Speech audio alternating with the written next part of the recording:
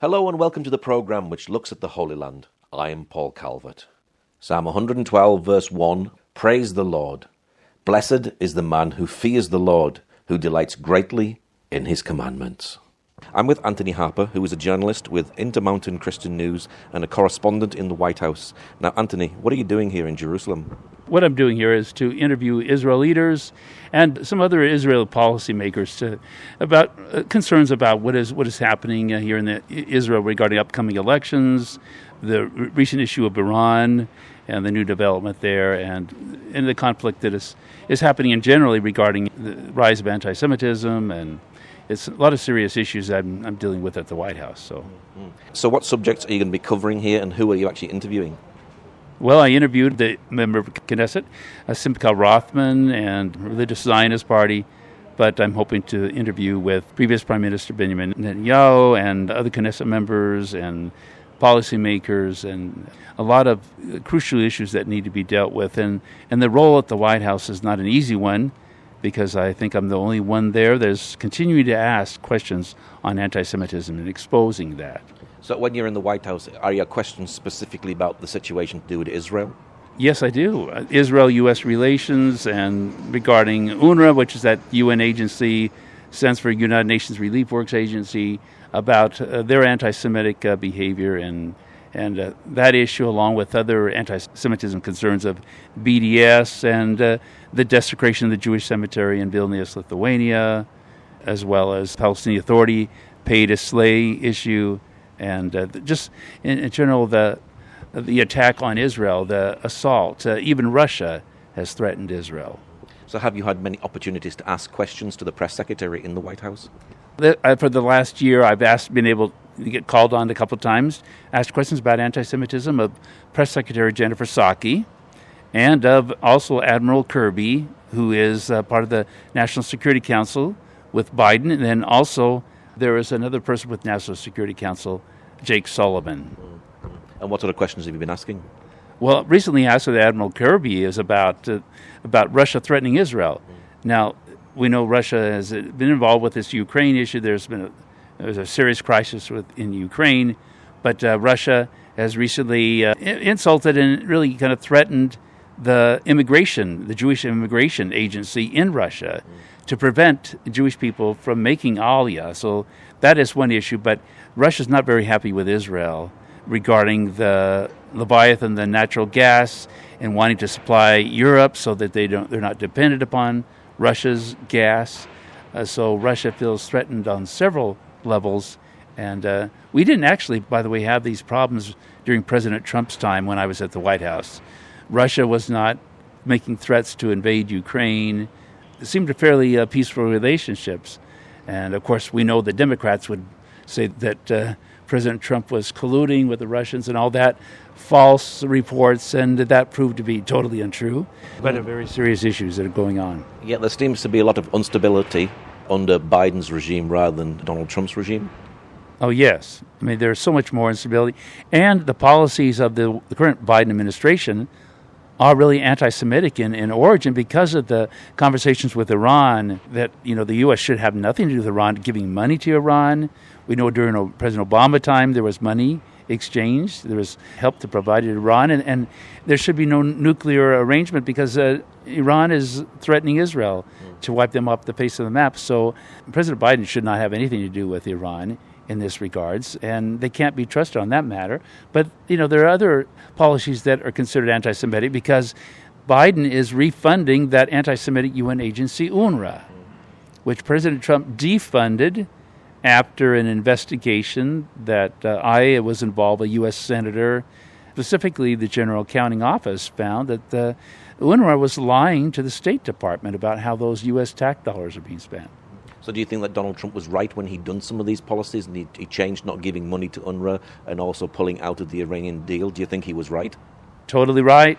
I mean, he understood the threat of Iran and he understood the concerns about anti-Semitism. He was really, more than any recent president, more of a blessing to Israel. And as you know, the U.S. Embassy opening here in Jerusalem, which I was at that event, but then also, the Golan Heights, recognizes the Golan Heights, Israel's sovereignty over the Golan Heights, and declaring Jerusalem the eternal capital of Israel. Why is Israel important to your newspaper? Well, it is because a lot of our newspaper audiences are evangelical Christians that do care about Israel. They support Israel. And as many people may be aware of, Christians United for Israel is a very large organization in support of Israel. And many of our readers are members of Christians United for Israel. Do you think Israel is going to have to go it alone when it comes to Iran and a possible deal that comes in the future? Do you think Israel's going to have to go in and take out the nuclear capability of Iran?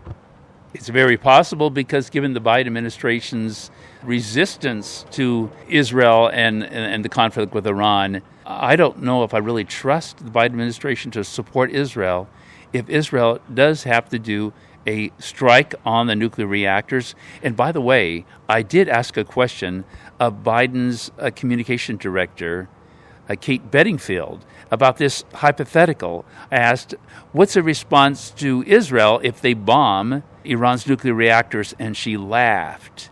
And other reporters in the White House laughed, just sloughed it off, and really was disrespectful for Israel's right to defend itself. But it is actually a possibility this actually could literally happen, couldn't it? Yes, it almost prophetical in a sense that would be happening here in the near future. But, this is important concerns for a lot of people, especially people in Israel, about U.S.'s reaction if they did that.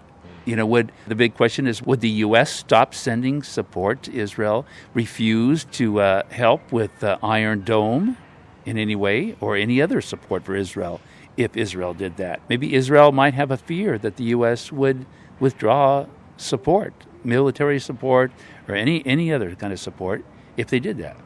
And now Joe Biden has just recently been to Israel and into the Palestinian Authority. Was it a good visit for him, do you think? I don't think so. And, I didn't get to be on that trip, but it didn't seem to be much accomplished in that. It was a lot different than Obama's trip to Israel, where Obama had several public events, where Biden just kind of restricted the press just to the airport arrival. And many of the press, majority of the press, were not allowed to go to his other events. So I didn't see any really strong benefit for me being here because all I could be was at the airport for just to see him and hear him say a few words which weren't impressive at all. So, do you think he achieved anything politically here? Not at all. I really think he just made things worse. And really gave a signal, really not a cooperative signal, a powerful signal in support of Israel at all. Now, is anti-Semitism growing in America? Oh, it is now. I'm from the state of Idaho. So we've had swastikas at the Anne Frank Memorial in Boise, Idaho, which is the capital of Boise. We have also had swastikas other places in downtown Boise. So it is on the rise in my own home state, I've seen. And in the U.S. Congress, actually, we have congressional members that are showing anti-Semitism in support of terrorists. With the whole Palestinian issue, I want to explain that I have been bringing up the true history of the word Palestine in the sense that it was the Roman Emperor Hadrian that called the area Palestine. It was called Judea and Samaria before, but a lot of the media, a lot of people in the White House don't understand history, that a Roman emperor started all this.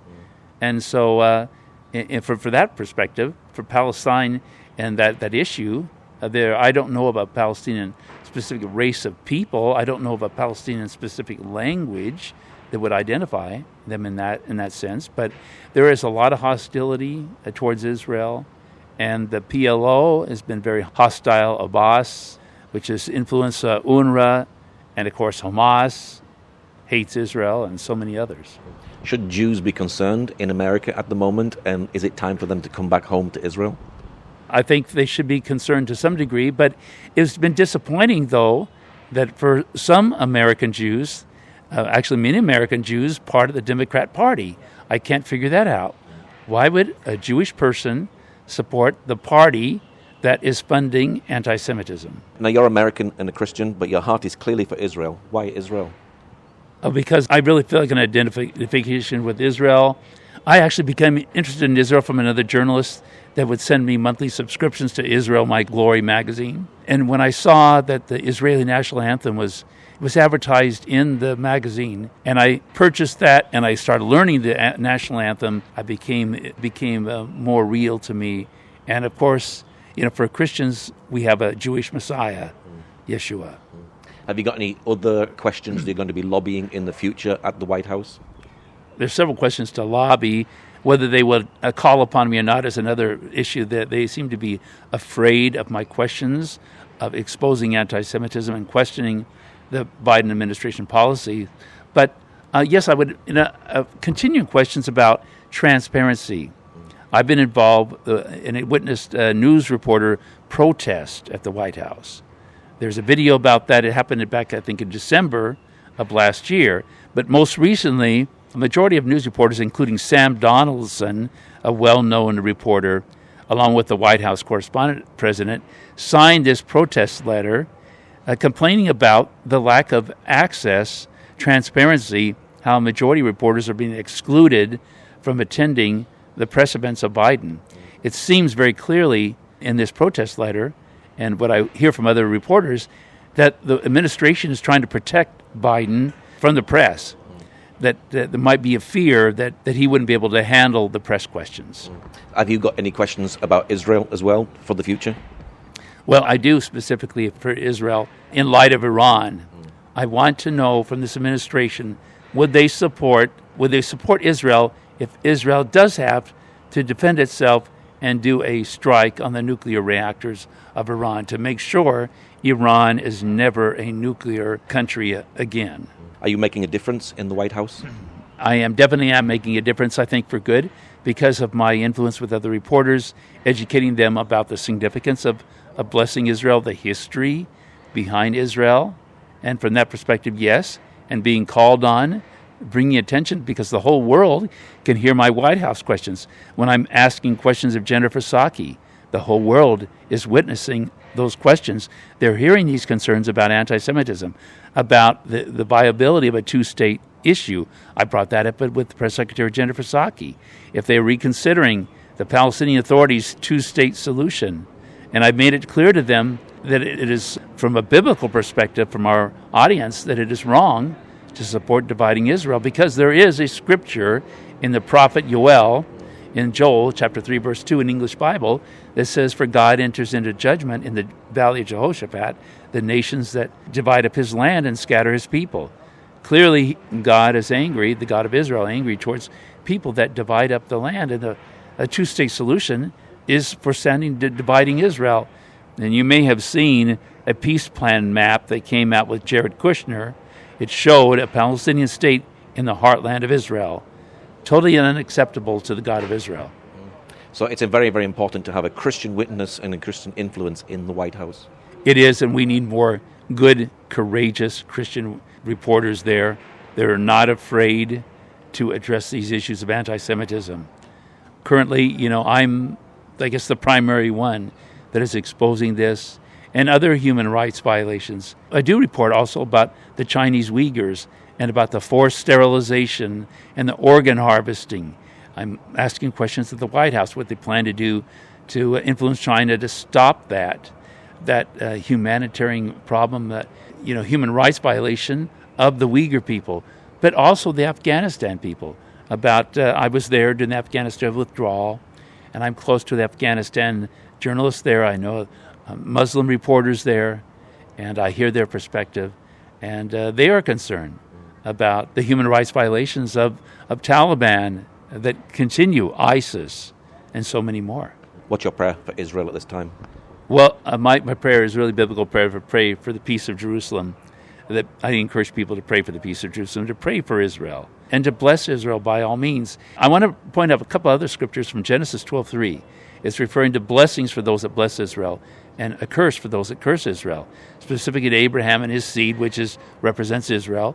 I was really interested in Paul in Zechariah 12:3, where it talks about people would be injured if they disturb the status of Jerusalem, that Jerusalem is a stumbling block to many people. And especially, we know in the latter days, Jerusalem seemed to be the pinnacle, the focus for many in the world, and for all the religions in the world. Jerusalem is the number one city that is the most controversial and probably the most valuable of any city in the world. So the nations are heading towards destruction if they touch Jerusalem. Totally. Total destruction We know from some prophecies in the Bible about the end-time scenario where the final battle ends up in Israel for nations that want to hurt Israel, to attack Israel. And what we will see, what we know from biblical history in the Old Testament, in Torah and so forth, is that there has been many times in biblical history that the God of Israel punishes nations that terrorize the Israeli people. He does allow terrorists into Israel in the past, and then he punishes the terrorizing nations that are abusive of Israel. They go overboard. Okay, Anthony, thank you very much. It's a blessing to join you. And I want to invite people to check out our YouTube channel because they can see what's going on at the White House. If people just check out Intermountain Christian News YouTube or my name, Dr. Anthony Harper, they can see what's being done at the White House. Many videos there of reporting there. And we're also on Rumble and Instagram and Twitter and other social medias, Facebook. You also have a website. What's your website for people who'd like to know more as well? Website, Intermountain Christian News, imcnews.org. Just check out Intermountain Christian News. Google search for that, and you'll find it. Thank you for joining us today. Pray that God will move by his mighty power in the Holy Land and bring his peace.